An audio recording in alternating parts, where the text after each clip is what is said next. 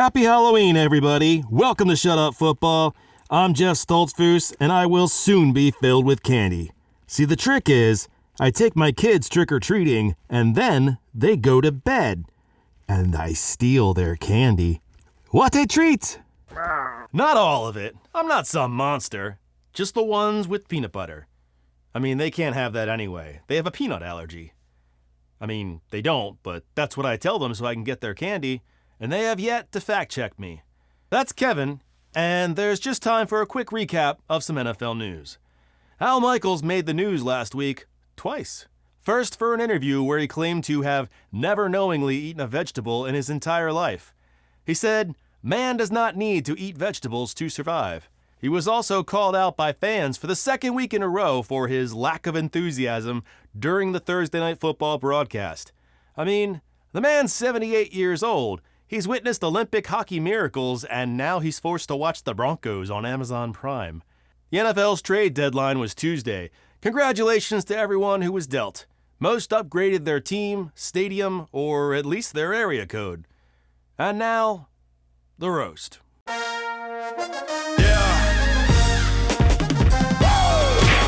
Welcome to Buffalo. Nice to see the mayor in attendance. Josh Allen went to the medical tent to learn martial arts. He knows Kung Fu. Let's get it. Nobody cares.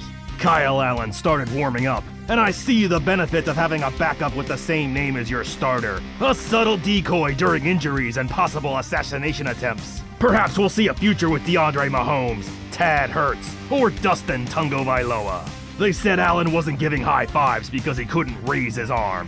Running around giving low fives like some kind of reverse Hitler. Rookie Dalton Kincaid got his first pro touchdown and took a bath in banned soup. He must have been thrilled, but he looked like a baby who just had his binky stolen. The Bucs trotted out their kicker before the half and watched time drift away. Hard to fake a snap when you don't have your hands on the ball. But we're friends, right? Even better, we're secret friends. Mayfield bounced the ball off a defender's skull for a touchdown. Then he bounced another one off a defender for a 2-point conversion. But his luck ran out when he threw a Hail Mary and there was no one to bounce the ball off of. And here we have... nerds. Alan Lazard showed up camouflaged as my graying downstairs hair. Welcome to the battle for New York. Loser gets it. It was a wet day in New Jersey, thanks to God's tears and/or urination.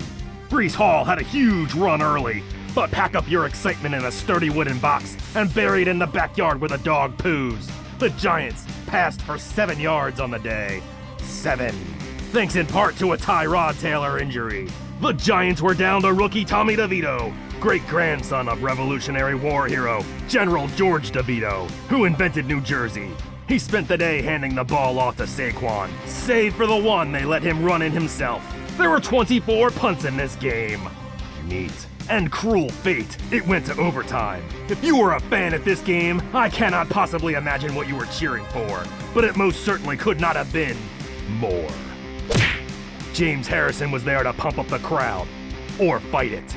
Evan Ingram fumbled the ball, and Cole Holcomb went face first into the grass to get it. Kneel before sod. Loop, swoop, and pull. Kenny Pickett was injured and Mitchell Trubisky came in. Trubisky hit George Pickens, who split 2 defenders for a touchdown. Milk, milk, lemonade, round the corner, fudge is made. Trubisky was intercepted by safety Andrew Wingard, who stole a terrible towel after, and then sucked some air. My God, the smell. It really is terrible. Sam Howell came out with his big boy pants on, tossing tutties to Scary Terry and Jahan Dotson early. The Commanders said they had the answer for the brotherly shove, and if it was to get Jalen Hurts to fumble the ball off his guard's butt cheek, mission accomplished. A.J. Brown caught a couple of highlight reel touchdowns. Devontae Smith must have turned sideways because the defense didn't see him until it was too late. Even Julio Jones showed up for 1 touchdown and then disappeared like a fart in the wind. The Eagles lined up for a brotherly shove, but they faked it. It was a brotherly... this other thing. They can't all have names. It's very taxing being clever. The Cowboys decimated the Rams. Dak Prescott threw for 4 touchdowns and over 300 yards. He looked like an MVP if the season would have started today. And also, ended today. Matthew Stafford, on the other hand, didn't have it so easy. The Cowboys dragged his body to hell and back. They said Stafford couldn't feel his thumb, and he was bleeding all over the place, freaking out the backup. They sent him to the medical tent. A little bit of pain gravy, and he was good as new, catching passes and diving for 2-point conversions. Go back here and look at this big dig route. What now? Micah Parsons enjoyed the show, clapping from the sideline, knowing full well it was something the lifeless husk of Stafford's cadaver could never do. Tight end Tyler Davis showed up carrying a dog that I hope was his own. The Packers didn't have a first down until late in the second. It took them 2 quarters, 14 plays, and a Vikings penalty for them to get on the board. Jordan Addison scored a touchdown, and Lambeau leaped in Lambeau. Sure, he found a patch of purple, but what if instead of Vikings fans it turned out Grimace from McDonald's and Barney the dinosaur were violent Packers fans? You play a dangerous game. The Vikings lost Kirk Cousins late in the game. Don't worry, Vikings fans. Joshua Dobbs is on the way. The Titans wore their throwback Oilers uniforms. Something about that oil rig logo just gets me misty for old school teams, like the Scranton Child Miners and the Danvers Irish Horde. Will Levis got his first pro start. He threw 4 touchdowns and looked like the second coming of football Jesus. Quarterbacks across the league immediately started scooping mayonnaise into their coffee. Rest in peace, your innards. Actually, the passes weren't that amazing, but it helps that DeAndre Hopkins has the catch radius of a Wuhan wet market. They kept cutting to this group of broccoli heads and women. Is this his mom? His girlfriend? His sister? Maybe a bit of both? I've already moved on to other mockery. Do not educate me! Tyler Heineke took over for the Falcons in the second half and drew some looks when he spanked the shit out of a ref. Hi, papi! Desmond Ridder could only watch from the sidelines like some useless cuck. What? Bijan Robinson got his first rushing touchdown of the season. Seriously? What have they been doing with this guy? It's week 8. Ryan Tannehill cheered from the sidelines, despite knowing full well he'll never get his seat back at the grown-up table now. Not while Will Levis is turning tap water into boxed wine. Mac Jones hit Kendrick Bourne for a score, and he danced like he had nothing prepared.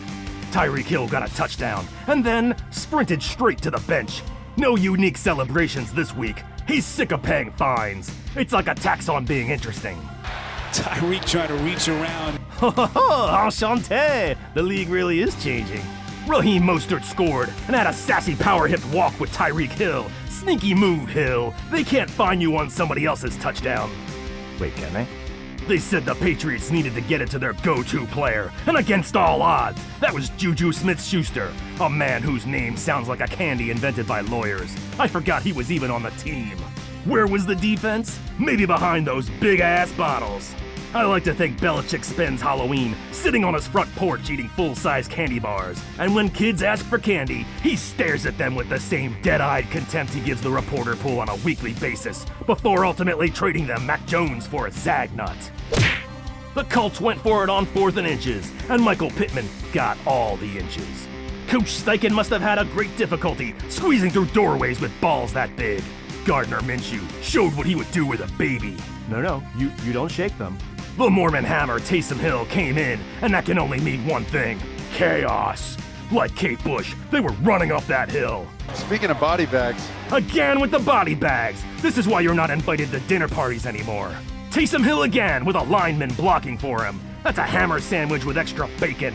My arteries are artichoking. The Colts mascot had seen enough. He was off to draw a warm bath with a Gillette chaser. speaking of body bags, Sanchez! C.J. Stroud was threading needles like Maria from The Sound of Music.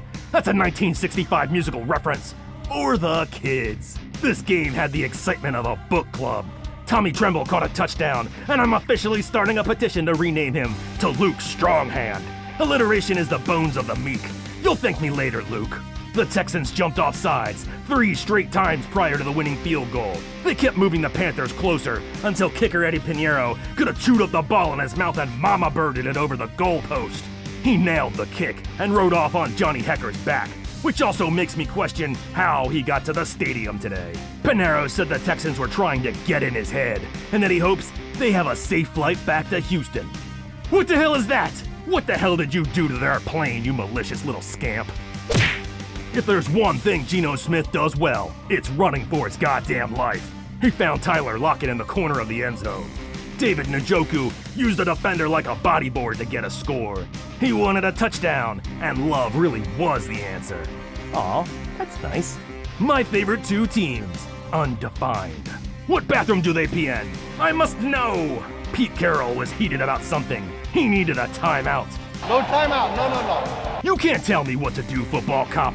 I'm above the football law. I'll wash your flags with bleach and turn them white. Every time you throw one, it'll look like you're surrendering. The Browns had 13 guys on the field, which was a quality plan because Jackson Smith and Jigba scored on the very next play. Redemption for Geno Smith and a Seahawks win. Christian McCaffrey tied an NFL record with 17 straight games with a touchdown. Is that a paper anniversary or maybe buy him a bunt cake? I'll just wait till he breaks it. Somebody jumped off sides, but the play wasn't blown dead. The refs were in a game of whistle chicken. Everybody half-assed it until a touchdown just kinda happened. This week, the dumbest interception of the week belongs to Brocculus Purdy. Regret! Jermaine Pratt was all up in his grill, and he pulled the bad idea trigger without hesitation. Where the hell is Tony Romo shooting this? A Marvel movie? Wait, is this the metaverse? George Kittle looks like Led Zeppelin's immigrant song Sounds. Burrow found Jamar Chase for a touchdown, and he flipped him. He flipped him for real. Joe Mixon bounced a touchdown outside, and Dad was through the roof. Get in the car! Everybody get in the damn station wagon. We're going for ice cream. Patrick Mahomes came into this game with flu-like symptoms. Was he wearing a mask? No!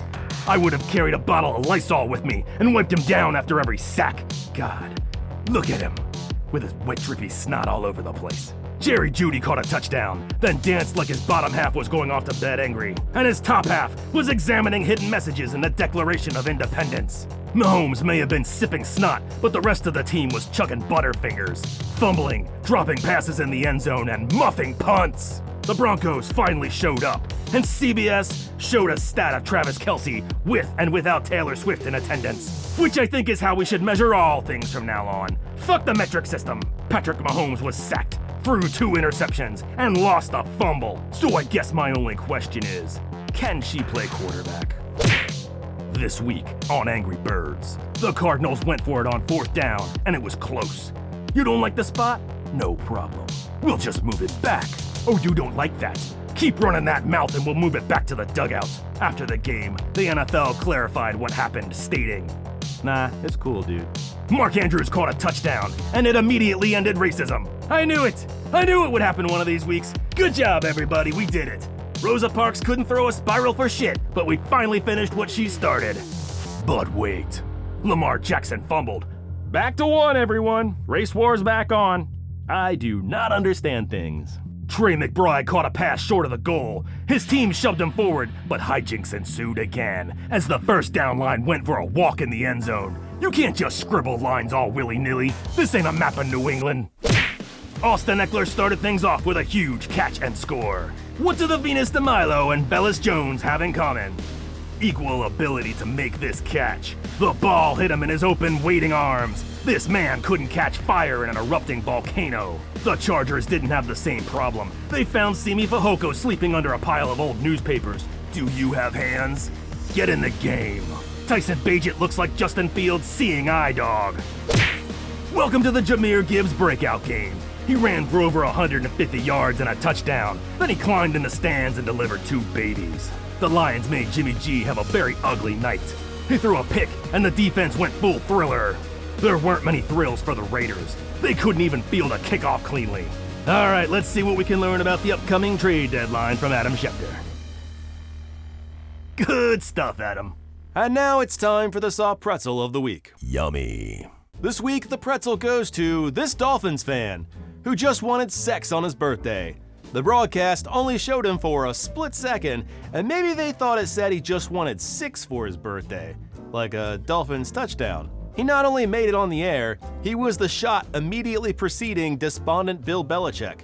Happy birthday, you sexless married Dolphins fan. You've won the soft pretzel of the week. And that's our show. Thank you so much for watching Shut Up Football. Please leave your comments below. What candy do you like? I like peanut butter stuff, but frozen. Anything Reese's, just in the freezer, and then the next day, booyah. Like, subscribe, click the bell, say hi to your mom for me, and we'll catch you next week. Peace! Check the mic and make sure it sound right, boys.